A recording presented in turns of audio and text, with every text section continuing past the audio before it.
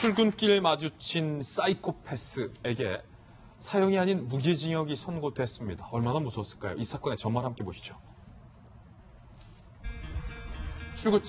출근하던 이웃집 여성을 사이코패스의 무기징역.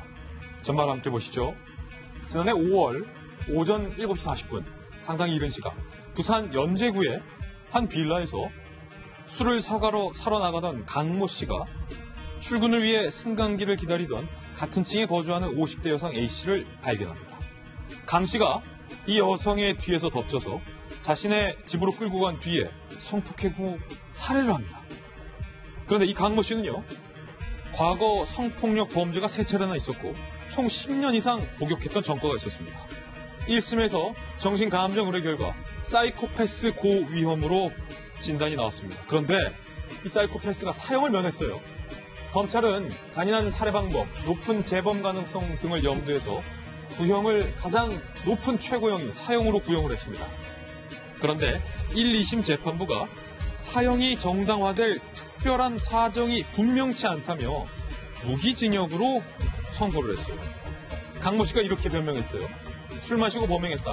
깊이 반성 중이고 무기징역형은 부당하다라고 항소를 한 거예요.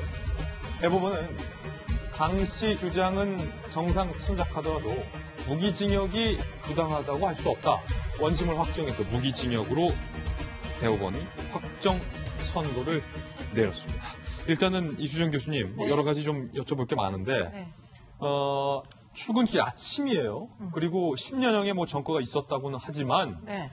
승강기에 출근하던 여성을 갑자기 보고 우발적으로 자신의 집으로 데려가서 성폭행 후 살해까지 했어요. 어떻게 이런 일이 가능합니까? 글쎄, 지금 이제 달관이 얘기를 했지만 지금 이 사건 보면 달관이보다 못한 인간들도 널렸다 이런 생각이 들어요. 맞아요. 그냥 보고 나서 어떻게 이유 없이 성폭행 욕정으로 출근하는 여자를 질질 끌고 가가지고 강간을 하고 더군다나 살해하느냐. 이건 도대체 상식적이지가 않은 인간 세상에서 일어나면 안 되는 범죄잖아요. 그런데 이런 사건도 우리는 사형 선고를 내리기 불가능한 나라에서 살고 있다는 게 저 굉장히 안타까운데 예. 그러나 그럼에도 불구하고 또 고무적인 부분에 대해서는 좀 말씀을 드릴 게 지금 이 사건 같이 강간 살인 사건입니다. 강간 살인 사건에서 형량이 무기징역 나오는 경우도 결국 절대 없어요. 우리나라의 경우에는. 그런데 지금 이 사람이 무기징역이 씩이나 나온 이유는 이 사람이 이제 아까 말씀하신 것처럼 동종전력이 3회나 있고 더군다나 이 사람이 3번째 출소를 했을 시점에 5년의 전자발찌를 찼습니다.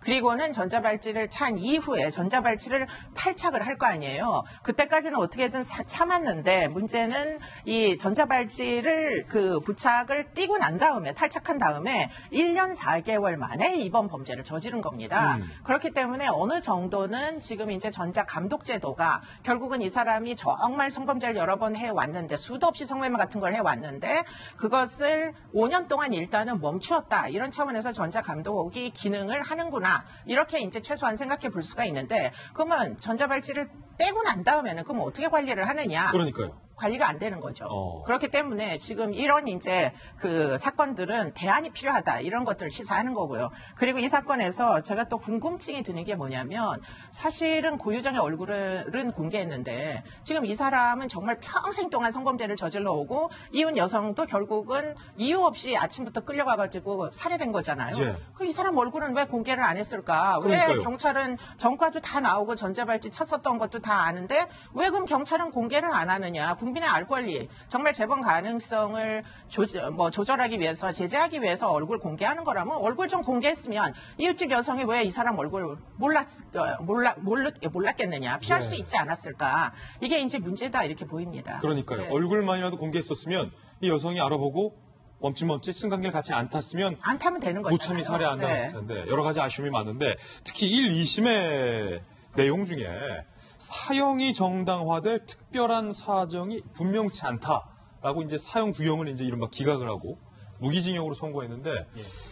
저희들이 보기엔 법을 잘 모르는 저희들이 보기엔 사정이 너무나도 분명해 보이는데 판사님들이 그러니까 피해자 중심이 아니라 가해자 중심으로 사고를 하셨다라는 생각이 듭니다. 그러니까 이제 판결문을 보게 되면은 그 사람이 당시에 술에 취해 있었고 이게 극단적인 인명 경시에 대한 나쁜 범죄이긴 하지만 일부 사정에 있어서는 본인이 책임질 수 없는 사정이 있었다. 그만큼은 감안해야 되기 때문에 사형이나 무기징역을 선고해야 된다고 말씀을 하셨던 것 같고요. 대법원에서 담당 주심 대법관이 이제 김선수 대법관님이셨는데 이분이 민변 회장님 출신이고 또 이제 여러 가지 진보적인 목소리를 많이 내셨던 분들이거든요. 그러다 보니까 사형은 문명국가에서 폐지돼야만 한다라는 그런 이제 본인의 또 진보적인 가치도 반영된 것이 아닌가 싶은 생각이 들긴 하는데 기본적으로 범죄에 있어서는 가해자 중심이 아니라 피해자 중심으로 좀 봐야 될 필요가 있지 않을까. 맞습니다. 국민의 법감정에도 맞지 않을까 좀 그런 생각이 듭니다. 자, 두 분과 함께 이 두 가지 사건 시원하게 이야기 나눠봤습니다.